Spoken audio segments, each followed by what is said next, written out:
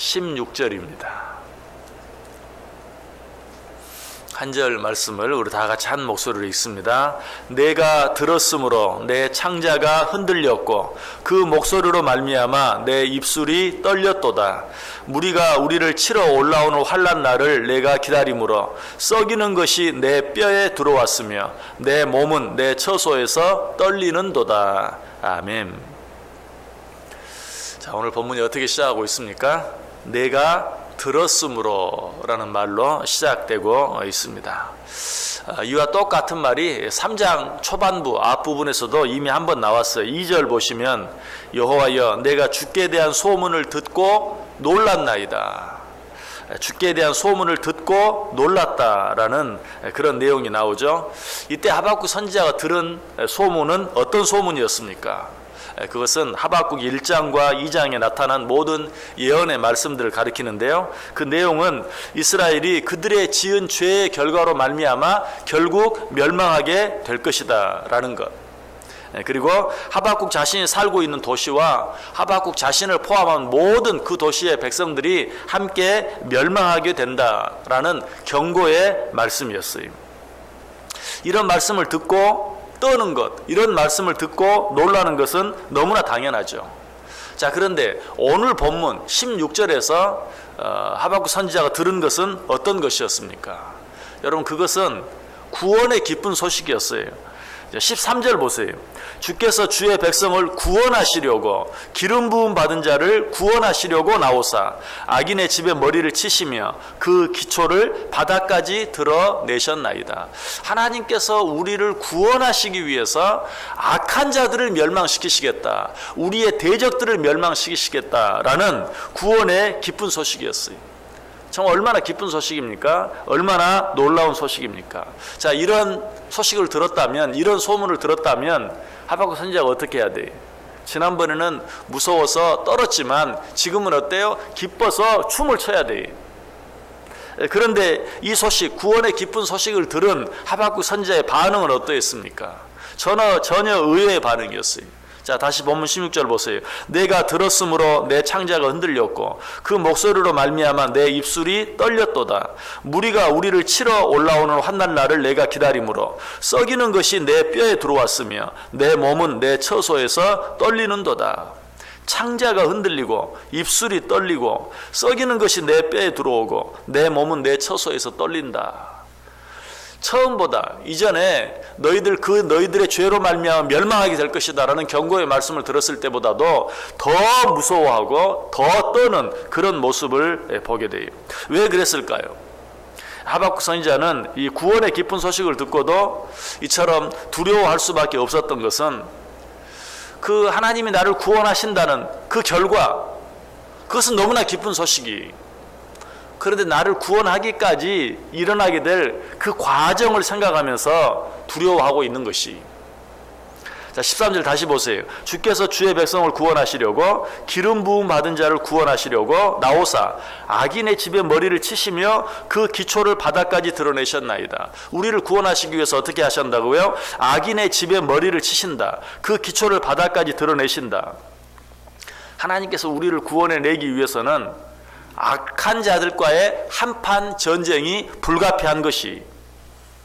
14절 또 보시기 바랍니다. 그들이 회오리 바람처럼 이르러 나를 흩으려 하며 가만히 가난한 자 삼키기를 즐거워하나 오직 주께서 그들의 전사의 머리를 그들의 창으로 찌르셨나이다. 이 악한 존재들과의 싸움의 모습이 거기 나와 있어요.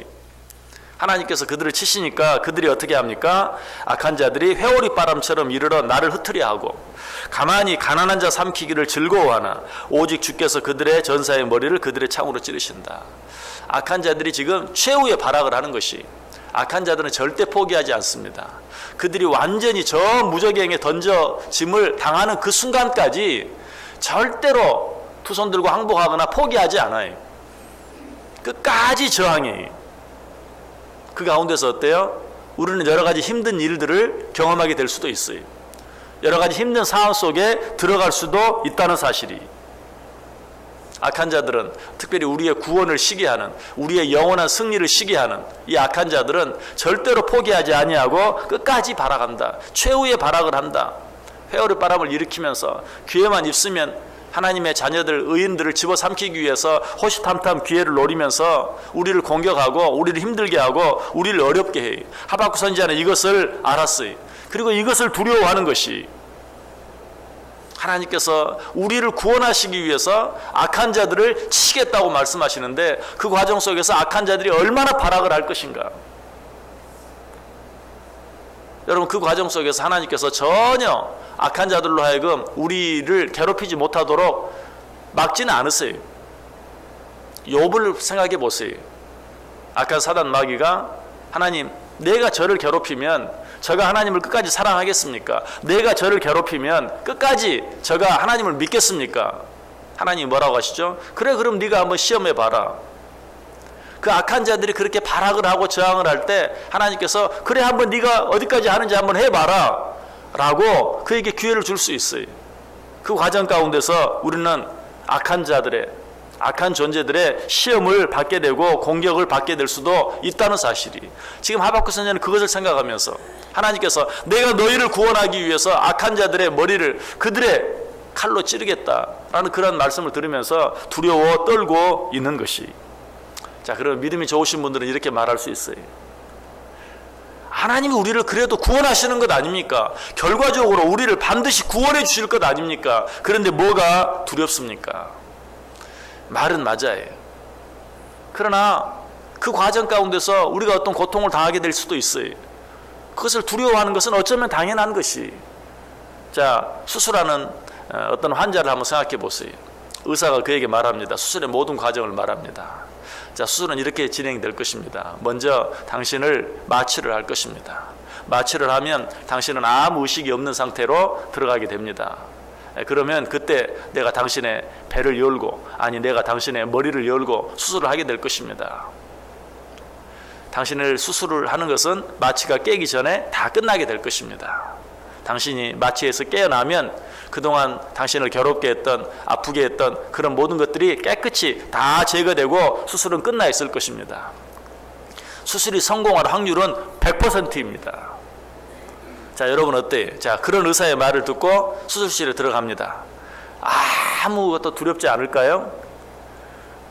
수술이 100% 확실히 잘 끝나는, 이 수술은 잘못될 염려가 전혀 없는, 잘못될 확률이 전혀 없는 수술입니다. 그렇다 하더라도 의사가 내 머리를 열고 내 배를 연다는 것 때문에 어때요? 두려워해요. 두려워요. 떨려요. 그 과정을 나는 전혀 느끼지 못한다는 사실. 정말 의사의 말대로 마취 시킨 동안 잠자는 것처럼 있다가 잠이 깨고 일어나면 모든 그동안 나를 괴롭게 하던 것이 깨끗이 다 제거되고 내 몸이 건강하게 될 것이다 라는 사실을 분명히 믿지만, 그럼에도 불구하고 그 과정, 내 머리를 열고 내 배를 열고 수술이 진행된다는 그 사실로 인해서 두려움이 생겨요. 떨 수밖에 없는 것이죠. 이것은 당연한 것이. 만약에 건장하게 생긴 남자가 이런 수술을 한다고 하니까 너무 무서워하고 떠는 모습을 보면서 의사가 당신은 대장부가 아닙니다. 어떻게 남자가 그럴 수가 있습니까? 등치는 커가지고. 여러분, 그렇게 말할 수 없어요. 사람은 다 똑같아. 아무리 남자라도, 아무리 건장하다 할지라도 의사가 내 머리를 열고 배를 열고 수술한다는 것, 두려움을 느끼는 것이 당연한 것이. 간혹 우리는 때때로 어떤 사람이 어떤 일 때문에 두려워하고 떠는 그런 모습을 보면 그냥 그 모습 자체로 그 사람이 믿음이 없는 것처럼 막 몰아치는 경우가 있어요. 꼭 그런 것은 아니에요. 분명히 믿어요. 하나님이 나를 어떤 어려움 가운데서도 지켜주시고 보호해 주실 것이라는 것을 믿어요. 그러면서도 두려워할 수 있어요. 그 과정이 너무 힘들고 어려워서 혹시라도 그런 과정 때문에 내가 쓰러지지는 아니할까 하는 그런 두려운 마음을 갖는 것, 그럴 수 있는 것이. 혹시라도 어떤 일 앞에서 두려워하는 사람을 보면서 당신은 믿음이 없어가지고 말이에요. 똑같이 정말 어떤 큰 수술을 앞에 놓고 두려워한다면 당신은 왜 이렇게 믿음이 없느냐, 하나님 믿지 않느냐, 그렇게 꼭 말하는 것은 아니라는 것이. 우리는 어떤 결과를 믿으면서도 하나님 끝까지 나를 지켜주시고 함께해 주실 것을 믿으면서도 연약한 존재인지라 그 과정 때문에 두려워할 수도 있어요. 여러분, 예수님께서도 그러셨어요. 십자가의 고통을 앞에 놓고 육신으로 이 땅에 오신 예수님께서도 두려워하셨어요. 마태복음 26장 38절과 39절 보면 이에 말씀하시되 내 마음이 매우 고민하여 죽게 되었으니 너희는 여기 머물러 나와 함께 깨어 있으라 하시고 조금 나아가서 얼굴을 땅에 대시고 엎드려 기도하여 이르시되 내 아버지여 만일 할만하시거든 이 잔을 내게서 지나가게 하옵소서. 그러나 나의 원대로 마시옵고 아버지의 원대로 하옵소서. 십자가의 고통, 인간 일상에 당할 수 있는 최고의 고통, 고난을 앞에 두고 내가 내 마음이 고민하여 죽을 지경이 되었다. 너희는 내 옆에서 나와 함께 기도하라. 그리고 뭐라고 말해요? 할만하시거든 이 잔을 내게서 물리쳐 주옵소서 라고 기도했던 것을 보아요. 예수님도 그러하셨어요. 사도 바울도 두려워 떨 때가 있었습니다. 고린도전서 2장 3절에 내가 너희 가운데 거할 때 약하고 두려워하고 심히 떨었노라. 여러 가지 많은 반대와 박해 가운데서 내가 두려워 심히 떨었다라고 이야기하고 있어요. 여러분, 이것은 믿음이 없어서라기보다는 마지막 승리를 확신한다 할지라도 그 사이에 일어나게 될 그런 여러 가지 많은 과정들로 인하여서 염려하고 두려워 떠는 것이, 이것은 육신을 가진 인간의 한계라고 말할 수도 있어요. 자, 이런 우리들을 향해서 하나님께서 어떻게 하십니까? 이 믿음이 없는 자들아 라고 무조건 책망만 하십니까? 그렇지 않아요. 시편 103편 13절과 14절에 보면 아버지가 자식을 긍휼히 여김같이 여호와께서는 자기를 경외하는 자를 긍휼히 여기시나니 이는 그가 우리의 체질을 아시며 우리가 단지 먼지뿐임을 기억하심이로다. 하나님은 우리의 체질을 알아요. 육신을 가지고 살아가는 우리들의 한계를 알아요. 그래서 우리가 믿음을 가지고 있다고 하면서도 어떤 일 앞에서 두려워 떨 때 우리를 긍휼히 여겨주신다, 우리를 불쌍히 여겨주신다, 우리를 위로해 주시고 격려해 주신다라고 말씀하고 있어요. 그러므로 우리는 이런 두려움 가운데 우리가 빠지게 될 때 어떻게 해야 합니까? 우리가 할 일은 더 하나님 바라보고 더 하나님 의지하면서 하나님의 도움을 구하는 것이, 여러분, 그것이 믿음이, 두려움을 전혀 느끼지 않는 것, 그것이 믿음이 아니라 두려움이 내게 찾아올 때, 두려움이 나를 엄습할 때 여전히 나와 함께 하시고 두려움으로 인하여 떠는 연약한 나를 알고 계시는, 언제로 내가 도움을 요청하면 도와주시는 그 하나님을 바라보고 믿고 의지하는 것, 그것이 믿음이라는 것이. 바울 사도는 이 사실을 알았어요. 그래서 그는 이렇게 고백합니다. 고린도후서 12장 9절에 나에게 이르시기를 내 은혜가 내게 족하도다. 이는 내 능력이 약한 데서 온전하여짐이라 하신지라. 그러므로 도리어 크게 기뻐함으로 나의 여러 약한 것들에 대하여 자랑하리니 이는 그리스도의 능력이 내게 머물게 하려 함이라. 두려운데 두려워하지 않는 척 그렇게 하지 아니하고 오히려 내 약할 때 하나님이 나의 강함이 되어주시는 것을 내가 깨달았다. 그러므로 앞으로는 내 약함을 더 자랑하겠다. 두려울 때는 하나님 정말 두렵습니다. 하나님 이 두려움을 물리쳐 주옵소서. 하나님 내가 너무 고통스럽습니다. 하나님 이 고통 가운데서 나를 벗어나게 해 주옵소서. 아픈데도 아프지 않은 척 하는 것이 아니라, 두려운데도 두려워하지 않는 척, 두렵지 않은 것처럼 하는 것이 아니라 내가 오히려 그 내 두려움, 내 약함, 내 아픔을 내어놓고 하나님의 도움을 구하겠다. 왜? 우리 하나님은 약할 때 내 강함이 되어주시는 분인 것을 내가 여러 가지 많은 일들을 통해서 깨달았다, 보았다, 알게 되었다. 여러분, 이것이 믿음이, 꼭 두려워하지 않는 것, 떨지 않는 것, 의심하지 않는 것, 그것만이 믿음이 아니라 의심이 될 때 하나님 내가 자꾸 의심이 됩니다. 나를 도와주옵소서. 하나님 내가 너무 두렵습니다. 하나님 이 두려움 가운데서 나를 건져내 주옵소서. 그것이 믿음이라는 사실이.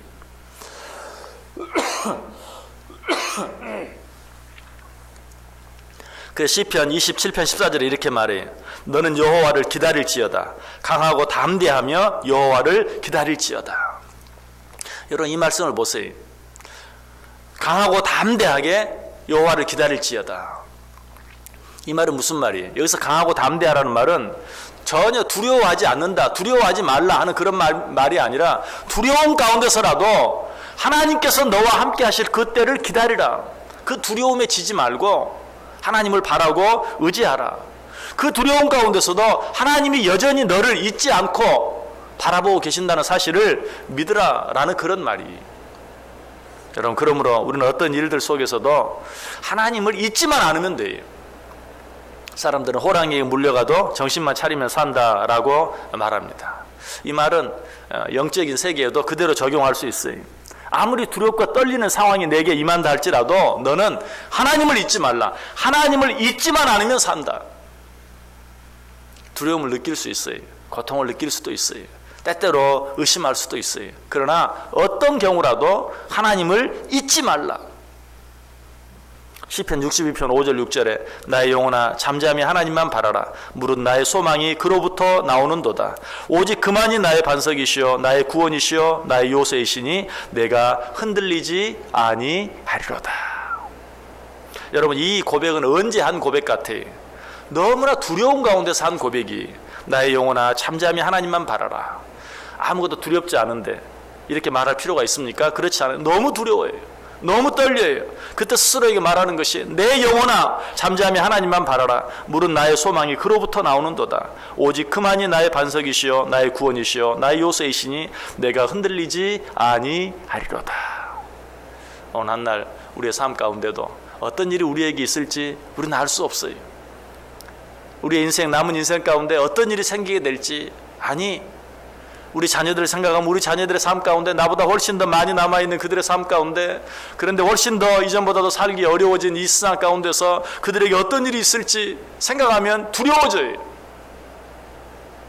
자, 그때 우리는 우리에게 스스로 뭐라고 말할 수 있어야 됩니까? 나의 영혼아 잠잠히 하나님만 바라라. 더 하나님만 바라라. 더 하나님만 의지하라. 무릇 나의 소망이 그로부터 나오는도다. 내 소망은 오직 하나님 한 분 외에는 다른 분이 없다. 오직 그만이 나의 반석이시요 나의 구원이시요 나의 요새이시니 내가 흔들리지 아니하리로다. 여러분, 육신으로 이 세상을 살아가는 동안 우리 가운데는 여러 가지 많은 힘들고 어려운 일들이 있을 수밖에 없어요. 왜? 우리가 완전한 구원이 이루어지는 그 순간까지, 하나님 보좌 우편에 앉는 그 순간까지 악한 존재들은 우리를 그대로 내버려 두지 않기 때문에 악한 자들과 끊임없이 싸울 수밖에 없어요. 두려워요. 그러나 그런 두려움이 밀려올 때라도 우리의 온전한 소망이 되시는, 나의 온전한 반석이 되시는, 나의 온전한 구원의 산성이 되시는 주님만 바라보고 오늘 하루도, 아니 우리의 남은 인생 전체가 흔들림 없이 모든 두려움을 이겨내고 모든 의심을 이겨내면서 살아갈 수 있는 믿음의 삶, 복된 삶 꼭 될 수 있기를 주님의 이름으로 간절히 축원합니다.